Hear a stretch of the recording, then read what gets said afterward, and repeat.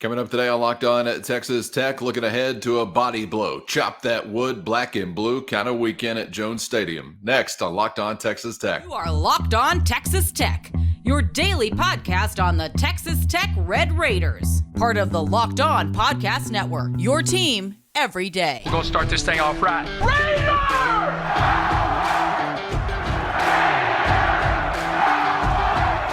Everything runs through Lubbock.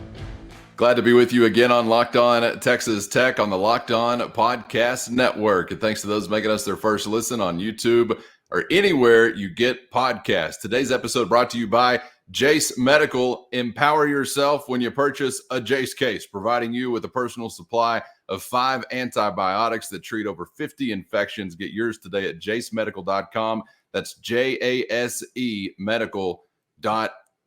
With the only Chris Level, I'm Casey Cowan, and Chris, we are edging closer to Red Raiders and Purple Wildcats. Saturday night, it's Tech and K-State, and you want to talk about a physical affair. That's typically the way it goes with Kansas State, both in a prior era, but now under Chris Kleiman as well.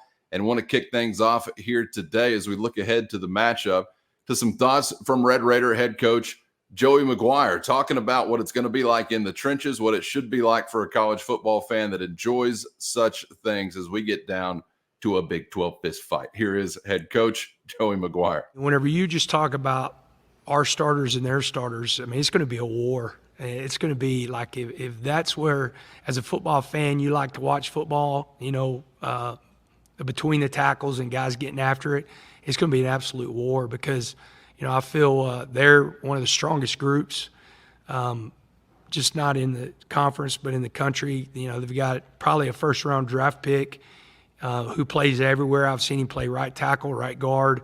He hasn't played center, I don't think, yet, but he's played left guard, left tackle, so 4 of the 5 in BB. I mean, he's a really good football player. And they're going up against, what we feel like is one of our strengths, and Boog and Tony Bradford. It was great to get Duda back. Man, he looked fresh. He looked like he had a couple weeks off the way he was running around. Quincy Ledette's played really well. Miles Cole is playing the run as good as anybody I've been around. And Steve got going. Joseph Adedaray's playing really well. And so it's 2, I think, strengths going after each other. And, kind of who wants it more. It's going to be a really physical game in there. They're really good. And so I'm excited about that because I love the trenches. I love – big boy football of getting after each other. And so it's going to be really good. Yeah, this is, when Kansas State kind of comes in with they're claiming their backs against the wall. I mean, they've lost 2 of 3. The sky's not falling.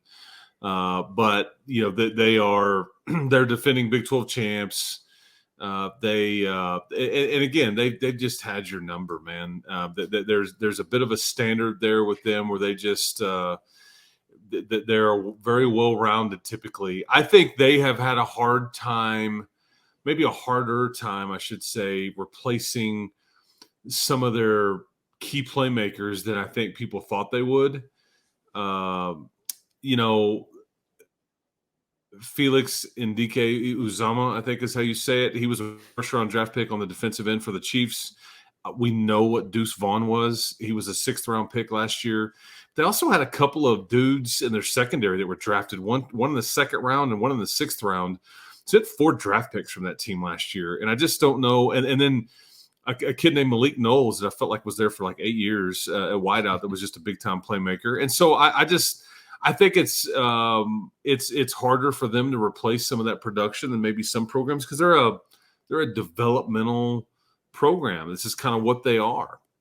But the one thing that people did like about them coming into the year was that offensive line, and all 5 starters are back. And Cooper Beebe is one of the best players in the country, and he's going to be a high draft pick. I think he's played a variety of positions. I think he's pretty much played everything but center this season for the Wildcats on the offensive line, but that's why a lot of people liked him, and I think because Will Howard was back. And he just won the Big 12 title game last year, but he hasn't played as well as I think people thought he would. He's been a bit dinged up too. Texas Tech can relate to having a dinged up quarterback, but here's what, so I've told you all that they're not maybe, but here's what they are. to Joey's point, this team's still running for all the things that are broken, Coach Kleiman. You're still running for over 200 yards a game. You're still throwing it for, I think, 250 a game. And both of those averages are more than what Texas Tech is averaging per game. Okay, just so we're clear. I think it's just been a bit of a grind for them, because I think what's happened to them, and we've seen this bug bite you as well, I think what's happened is they've turned it over more than they would prefer to, and they're not creating any. And so that tips the scales in some of these closer games, which it got them, I think, against Missouri, and I think it got them against Oklahoma State. Both road losses, both tough environments, both, I think, emotional games for the home team. And Texas Tech needs to make it that for themselves. For all the woe is me coming from Kansas State and all the back against the wall and we gotta get back from this one loss. Texas Tech's had a decade of this, man. Kansas State's been spoon feeding it to the Red Raiders for a decade plus.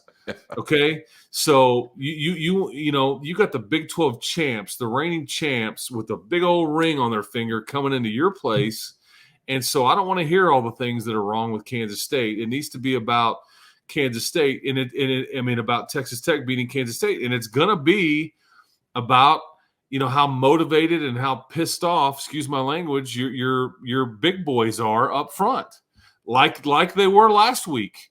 But the guy across from you is going to be a bit better and probably, a bit older than what you just dealt with in Waco. But that's what it's going to come down to. And he's been fed in Kansas, not drinking that river runoff down in Waco. Little heartier man, they Fear the bear. Might be raising up there. I don't know. But yeah, it's always that way. And they'll one of the most cruel ways to defeat you, they'll make you feel like you're damn near in it till about halfway through the fourth, and then boom, rip off a punt return, then a little field goal, and you lost by 2 scores, and you're thinking, wait, I thought we were right there for a second. But it's a familiar recipe. There's no question about that. And one thing I feel like offensively minded, Chris, for Texas Tech is just how seemingly few shots you get when you take on the Wildcats because of how deliberate they can be offensively. And it seems like time of possession is always looming large. And if you're thinking about what you have as far as chances, if you're Zach Kitley, just things you cannot waste. Not that there's ever a good one to waste, but man, they seem like they come at even a higher premium against a team like Kansas State.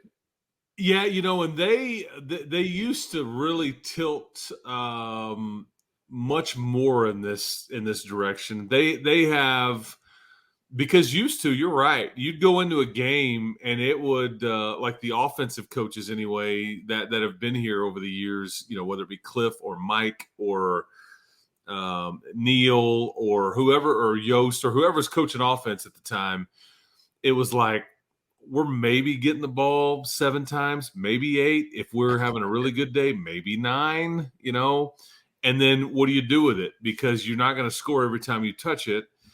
And so it kind of messes with your head a little bit. And then you kind of start being more aggressive, maybe when you normally wouldn't, because you're like, we're not going to get it that much more, because Kansas State is fairly methodical. They huddle. They don't get in a hurry. They typically run the ball well, as we've just established. And so it's a bit tricky. Now, I do think they are doing a bit more of the new school type stuff, a little bit mixed in. So it's not quite as much of a limited possession game as it has been in previous years. But your point still stands. That's the one thing. Special teams, you better try to play that game even, because they are almost always going to win it in most of the games that they play. And then, it's a slower, shortened game, and you're only going to get so many chances. Those things both hold true. Yes. That more so rooted in the offensive interests of Texas Tech. Let's get to the defensive side of the football, Chris, because really, as we've seen over the last couple of weeks, some different varieties of success have been there for the Red Raiders. We saw one of the worst 2 quarters that we've seen this season to begin the game against Houston. It was a total shutdown, lights out second half for the Red Raiders against the Cougars. And then we saw statistically one of the most prolific nights that you've had as a defense in a long time when it comes to sacking the quarterback, as you get to him 6 times, and he was feeling the heat many more times than that. But which is the actual identity? We'll get to what we're expecting moving forward in the second half coming up in just a moment. But first, let's listen again to Texas Tech head coach talking about the most recent result and the game plan from Tim Deruyter as they took it down to Waco. Here's Red Raider head coach Joey McGuire. First, today's episode brought to you by Jase Medical. And in this day and age, everyone should be empowered to care for themselves and their loved ones when hit with the unexpected. And that's why Jase Medical is offering the Jase Case. The Jase Case includes 5 life-saving antibiotics for emergency use and gives you peace of mind, so you're not just hoping for access to medication during an emergency. With Jase Medical and the Jase Case, what you need is already in hand. And they make it simple, handling everything from online evaluation to licensed pharmacy medication delivery, along with ongoing consultation and care. And with shortages, pandemics, reliance on China, and general supply chain issues, you need to be prepared now more than ever. So to do just that, head to jasemedical.com, where the process is simple. Just fill out a form and bam, prescription life-saving medications are headed to your door. And right now, save more than $360 by getting these life-saving antibiotics with Jase Medical, plus an additional $20 off by using our code LOCKEDON at checkout. Again, that's jasemedical.com, JASE medical.com, and the code is locked on for an added $20 off at checkout. And don't be caught unprepared with the Jase Case from Jase Medical. First, let's listen again to Texas Tech head coach talking about the most recent result and the game plan from Tim Deruyter as they took it down to Waco. Here's Red Raider head coach Joey McGuire. Schematically, I thought he had an elite game plan, and our guys executed it last week. I think that he came out, and the coaches staff as a whole, they came out and they said, hey, this is what they did to us last year. We're not going to allow them to do it this year. This is what, their number one run is. We did a good job stopping it last year. Let's stop it again, but let's don't give them something else to go to. And that put them in some situations where we could really get after the quarterback and dial up some pressure. And so I thought it was probably one of his best weeks of game plan wise. Now he's got in the coaching world, you asked me the question of grading me is like, what have you done for me lately? And he's got another tough test to go in and put a really good game plan together. I really like how our defensive guys are adjusting each week. It's a lot because we got veterans like Rabbit. I sit down and meet with those guys on Friday. We eat ice cream together before we go. They get a break, kind of like that's after our team meeting, and go over the game plan to see how they feel. And, man, there's a lot of communication. That's me and Ben Roberts. When Jacob gets back, it'll be Jacob, C.J. Baskerville, Braylon Lux, and Joseph Plunk. Plunk's in there because he's like a coach, and he's so dang smart. And making sure those guys feel really confident in what Coach Deruyter's doing, and they feel like they're getting good reps. And so we need a really good week out of our defense to do it again. Kind of alluded to this 2 days ago, I think, Chris. You talked about some success they did have with some new wrinkles as far as the game plan, but there's also that wrench thrown in of, hey, there's flat out some guys playing that weren't or have been hobbled in some previous weeks. So a lot to consider moving forward. And unfortunately that part will continue. You're going to lose guys. You've been without Baskerville for a game. You've been without Rabbit for a game. You've been without Jacob Rodriguez for several games. I'm just trying to think of all the, Bryce Ramirez, I would guess. That would be tenuous at best this weekend based on how he exited the game last weekend. Duda Banks has been missing. I mean, so on and on. And so it's kind of a different cast of characters as you go along here. But I think this group is playing well. I tell you what really sticks out. I think 2 things. One, I think the halftime adjustment is very overrated. I think that Tim does a good job of making adjustments as you go. Okay, so I want to make that clear before I tell you what I'm about to tell you. Because I think people, there's this misnomer that you go in and you like reinvent, okay, guys, what we're doing is not working. Let's do all these things different. And you've got maybe 6 to 7 minutes in total to like talk to your team, put something. I mean, there's just not a lot of time. And a lot of time, position coaches are talking to guys separately from the team and all that stuff. So just don't get it in your head that like they're going in and redrawing up new defenses or new offenses or whatever. You adjust as you go along. They've got headsets during the game. Having said that, what is fascinating is you've given up a total of 7 points in the third quarter of the season. That's it. So you have, maybe not started off well, and then like, Houston, prime example. I mean, they just come out and it's like they do whatever they want. And then you kind of get it stopped. I thought, and I think some of these games you've kind of not, been as good at the start. But for whatever reason, you're really, really good, almost shutting teams out in total. In the, you're 6 games in and you've given up a total of 7 points, just the one TD. In the third quarter. And I just think that's kind of interesting because you maintain a lead, you get back into a game, you whatever it is, but that third quarter, like right after halftime, because how much, so I think that should be noted. I don't know if I want to call that an identity per se, but it is worth noting that you've been really good after halftime. And I think that has played a big part in you being better on defense. What Tim wanted to come in the season with was like, hey, and I think one of the first things he said whenever he sat down and talked to the media before the season got going, we've got to be better at limiting explosives. I think a lot of cases you've been better there. I think, though, that the very late in that game the other day, we talked about Monterey Baldwin, number 80. Look out, and they get him on some crossing routes, and it's like, good night, see ya, he's gone. And like you've got to stop that. It wasn't enough to hurt you or anything like that. You had a big enough lead where you kind of got it under control and all that stuff. But I think for the most part, you've been pretty good in those areas, and Houston got you a bit too. But again, some of that is because of some of the personnel on the back end. So you're managing those situations though, and you're taking some body blows. But I think overall, it's better. What is fascinating too is that you are worlds better. Tim will tell you, you are worlds better on 3rd and short and 4th and short than you are 3rd and long. It makes no sense. The math doesn't, so if a team needs 2 or 3 yards, like you've been really good. If a team needs like 8 or more, it's like you're giving up, the conversion rate is way too high. And it shouldn't be that way. But that's that kind of goes back to those aren't necessarily explosives per se, but it is still a bit of a problem. And I'll tell you who's really good at those kinds of things. I think Kansas State is not super explosive. However, they do move the chains. That's what they're good at, the shortening the game and sitting on the ball.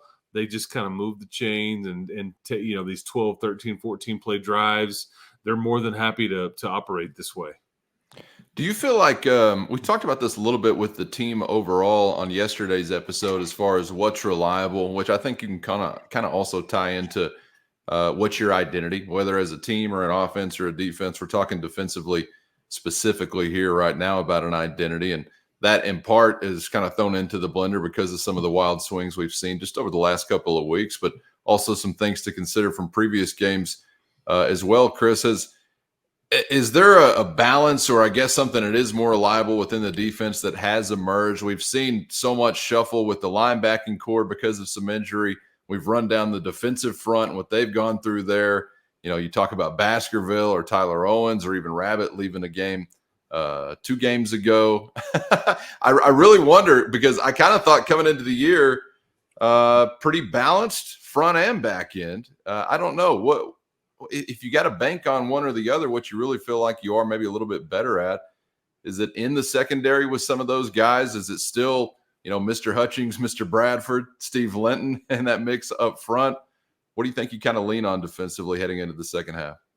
I'd tilt it toward the front just because I think Jalen and Tony probably tip the scales there, just because I think without Rabbit, at times it goes really young. I think Rashad Williams made a really good play versus the Bears, but he has it. I think him and Malik have kind of been really hot or cold. I think Braylon Lux has been solid. He gave up a big play to Oregon, and so I like all the pieces back there. But I think when you're leaning on Chapman Lewis and maybe the Brendan Jordans and all that just makes me a bit nervous. Whereas for the most part up front, it's older, it's experienced, it's solid, it's flashed. So if you're making me pick one over the other, I'd probably tilt slightly toward defensive line. And it's easy. It's an easier answer to give you based off of a 6-sack right. performance when the opposition ran for 17 yards. Because that's ultimately, that's ultimately what Joey's kind of talking about. Like, and if you look ahead to this weekend, it's like what they did versus Baylor is they made them one-dimensional. Like they took one aspect of Baylor's offense and said, forget it. This isn't going to work. So and again, they accumulated some passing yards and all that and threw for over 300 and all those things, but you made them one-dimensional. And with that comes sacks. It comes forced fumbles. You could turn your pass rushers loose and get after them. I think the frustrating thing about Kansas State is it's hard to force them into one or the other because they are so balanced. And they're averaging, I think, 35 points a game. And like I said, over 200 in both categories. I mean, they're one of the top 30 rushing offenses and one of the top, I think, 40 passing offenses in the country. So it's kind of like pick your poison. I don't think they major in one or the other, and that's why I guess their identity is balance, whereas we're sitting here in Lubbock talking about, well, is your identity a running team now and not a passing team? Whereas Kansas State is like, no, we got it right where we want it. We want to be completely, balanced, and I think it'll be tough for Tim's side of the ball to kind of tilt it one way or the other like they did this past weekend. I wonder if for Coach Deruyter or just a defensive coordinator in general, facing an offense like K-State where they're maybe a little bit more, like you said, moving the chains first down oriented as opposed to the home run hitter, does that pull you back from maybe taking some unnecessary risks for fear of helping them out with the big play by getting out of position? Or do you take more chances because you don't feel like they have that lightning rod? I don't know which way I'd go if I'm in those shoes, but do you think that could – because I feel like last week we saw some chances taken to a degree. We talked about some of what we saw from the secondary coming down to the line of scrimmage and things like that. I wonder if there's any, I don't know, tapping of the brakes. I hate to phrase it that way defensively. You never want to do that, but you get what I'm saying? Yeah, oh yeah. Yeah, I think that's the chess match. I think that you're always going to say, here's one thing that you can always it's going to remain true. First, today's episode brought to you by PrizePicks, the most exciting way to test your skills and play daily fantasy sports, and a great way to add juice to any game, anytime. And if you've got the game, you can turn $10 into $250 with just a few taps. Easy gameplay, quick withdrawals, and a giant selection of players, projections, and stat categories are just part of what makes PrizePicks the #1 daily fantasy sports app. So go to prizepicks.com/lockedoncollege. That's prizepicks.com/lockedoncollege and use our code LOCKEDONCollege for a first deposit match up to $100. Again, right now, PrizePicks is going to match your first deposit up to $100 with the promo code LOCKEDONCollege at prizepicks.com/lockedoncollege. Daily fantasy sports made easy. I think that you're always going to say, here's one thing that you can always it's going to remain true. They're always going to apply some level of pressure. They're not just going to say, hey, man, we're going to play base defense and just rush 4 all game. No, they're going to mix it up. That's what Tim's scheme is. I mean, his, what's his scheme? Well, it's multiple. What does that mean? It means we're going to do a variety of different things. We're going to show you a variety of different looks. Pressure will come, at times from this position or this personnel group. And then if you think you've seen it one week, we're going to change it toward the next week. It's going to be completely different. So all of that is true. I do, to your point, though, can you take advantage of a very experienced and old offensive line like you did Baylor's, who was not very good, just being honest? That was a group you you capitalized, on because they're younger, they're inexperienced. You just kind of you worked them a little bit, and I don't know if you'll be able to do that with Kansas State. The other thing about Kansas State that'll make you nervous is, their quarterback just ran for 70 yards in one run. I mean, he took it against Oklahoma State. He's more than capable of running it, so you have to be careful with what you're doing now. Do you spy him? Do you send a lot of pressure for fear that if we overrush, look out? And he's 6'5", 240, and can move pretty good. So, yeah, there's all kinds of games within the games there I think you have to be careful about with Kansas State. I would say, though, I don't know if you're necessarily as fearful of them getting behind your defense as like a Houston or a Baylor. Phillip Brooks would be the scariest guy there, that he can get behind you on a play action or something. He can run, and he's very experienced. He's an elite returner. But I don't know if, other than him, if you're really worried about them getting behind you. And so maybe you can do some things up front to kind of pressure. Just watch out for that quarterback run game. Yeah, and man, really feeling like, good grief, if you could start to continue the sack party and sustain that with Steve Linton and the gang, then your defensive identity could really turn into a much more explosive thing, I would say, than it was through the first half of the season. And the other, thought I have about second half defensive expectation is something along the lines of, if you could have some better luck health-wise within your linebacking core, do you all of a sudden turn into really one of the better groups maybe that there is in the Big 12 Conference? Not having that top guy that's the flashiest necessarily or the highest on an NFL draft list, but taking some chances with Pierre Rodriguez and now Ben Roberts any day of the week, I think, if you can keep them healthy. And I don't mean to exclude Mike Dingle from that conversation either. Yeah.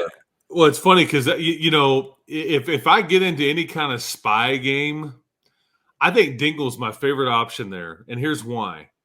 He's very young, and I think he's still learning the scheme and the assignment part of where he's supposed to be and the angles he's supposed to take and all these things. However, typically in a spy scenario, which is, Will Howard and, you're going to see some of this the rest of the way out with some of the QBs that you're going to see. That is almost like, one-on-one matchup. It's like, no, man, I'm playing. It's like I'm guarding you in basketball.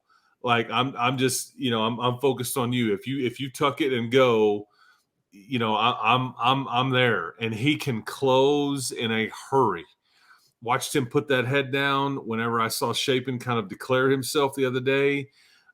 Somebody will get, Mike maybe on a like faking a pass and get him to jump or something like that.